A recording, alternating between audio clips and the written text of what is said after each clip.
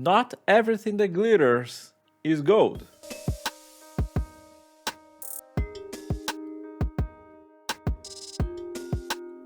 Welcome, my name is Pedro Porto. I have been working in HR for the past 10 years, and now I have created this channel to help you, to bring your work, your career, your team to the very next level. This week's topic, we're going to talk about how is the life inside a corporate environment. Working in a corporate environment is actually the dream of a lot of people, and I understand that. There is this overarching idea that by working on a big corporation, you have maybe not the most exciting job, but you will have a safe job. And that's the first myth that I would like to shoot down. I'm sorry, working in a big corporation does not mean that you have job security. It does not. Gone are the days where joining a big corporation meant that you were settled for a really long time, that you will have a clear career path ahead of you. These days, big corporations are as prone to changes as any other organization. Restructurings, sellings, scaling down the organization, transferring positions from one country to another, these are all commonplace. And as such, you should not take your job for granted just because you are on a big corporation. Now that we got this myth out of the way, let's talk about a few of the characteristics of working on a corporation. The first one that I would like to talk about is speed.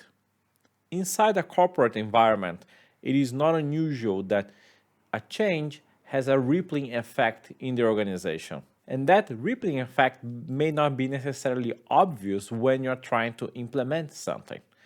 This actually translates that for anything to change, it takes time. It takes a lot of time. Corporations are notoriously risk adverse. So meaning that for a change to happen, there needs to be an external or internal pressure for it to go ahead. Otherwise, the change will not go. To sell your idea inside a corporation, you need to have the buy-in for a lot of different parts. You cannot just decide something from the top of your head and execute. There are a lot of moving parts. It's a very complex machine. And as a machine, let me talk about the second characteristic of being in a corporation, is that you are a cog inside a machine. This is for the best and this is for the worst, depending how you look. From one side, being a cog in the machine, there are actually very well defined parameters of what is your job and what you need to do to succeed. You have a job description, you have KPIs, you have processes and procedures, a lot of structure. The same structures that create a lot of order for your work life also bounds you in a certain type of box.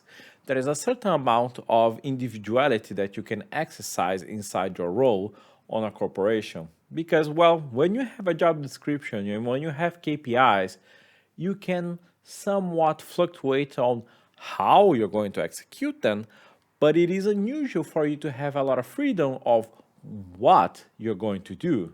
This point also resonates with the myth that we spoke about earlier. If you are a cog in a machine, it means that you can be replaced. Anyone can be replaced inside an organization, but especially so in a corporate environment where everything's so well defined. They just need to find another piece that will execute the same tasks that you execute. And someday, they don't even need to find a person. Someday it will be a computer doing that. Because a corporation is a complex machine, it is also a place that you'll find a lot of layers inside the organization.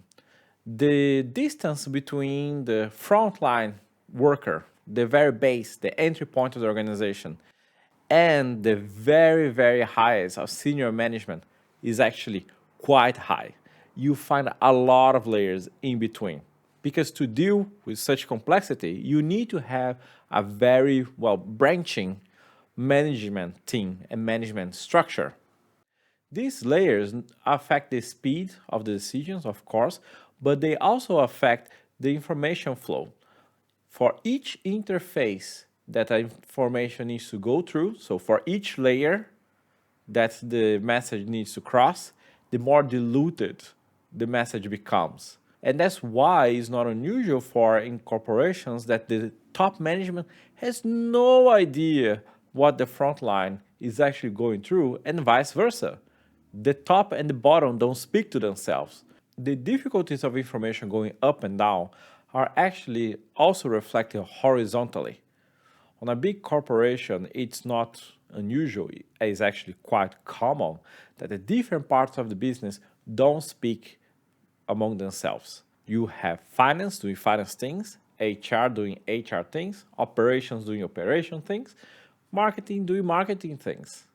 And then, yeah, of course, each part of the organization has some touch points, and you always have some overlining numbers or KPIs that will touch everyone. But more often than not, the right hand does not know what the left hand is doing. And since the hands are not talking to each other, what is also reflected is that huge parts of the organization may actually have zero clue what is ultimately the product or the service that the organization is trying to deliver or sell. And this is natural. You cannot expect that the entire organization has fully awareness of about everything that is going on. But at the same time, everyone in the organization should have a strong sense of what is the business model, how does the company make money. That's very important to create alignment, to create that sense of purpose that we are all going towards the same direction. If you're enjoying this content, why not subscribing to the channel? It would mean a lot to me, and in that way, you never miss out when another video comes live. Thank you. So where all this leads, you have an environment that is slow. The information is hard to move around, that you have a lot of layers, and that the different parts of the organization don't talk to each other. It's a well-oiled machine, but the cogs, they don't need to be aware of each other. They just need to execute what they are meant to execute. And you just trust that somebody has an overview and can steer this complex machine. I know I said machine a lot of times, but you get my point. What ends up happening is that that's an environment that is very prone for individuals or teams to develop their own agendas. Their way of winning is not winning as an organization, is winning as a team, or maybe winning as an individual. Things can get extremely political inside a corporate environment. You need to know the right people. You need to make the right allies if you want your ideas to be heard. But also, honestly speaking, if you want to survive in a corporate environment, you need to be a political creature. You need to be aware of how to make alliances, who you can defy and who you cannot defy. What are the golden holy cows that you can never touch? And what are the places where you can leverage your will? And I know that the word political has a bad connotation these days, but don't take this as a bad thing. Just be aware. If you are really good at it, good for you. You have the right tool set. If you don't have, you are not a political creature, then you are aware of the things that you need to develop to continue to be on this life. Or if you don't want to be in this life, then you know why. Big corporate jobs are not for everybody, and they don't have to be. There are so many other types of organizations out there. There are startups, there are scale-ups, there are non-profit organizations, there are governmental, there are research teams, there are the academia. There are so many opportunities out there. I know the big corporations, they do get the spotlight on the news and they spend a lot of marketing for you to know their names. But believe me, there's a lot of options out there and you can find happiness, success, and well, even money. Just open your mind, believe in yourself, believe in your talents, and then I'm sure that you will succeed. That's what I have for this week. Thank you, and I'll see you next time. Pedro out.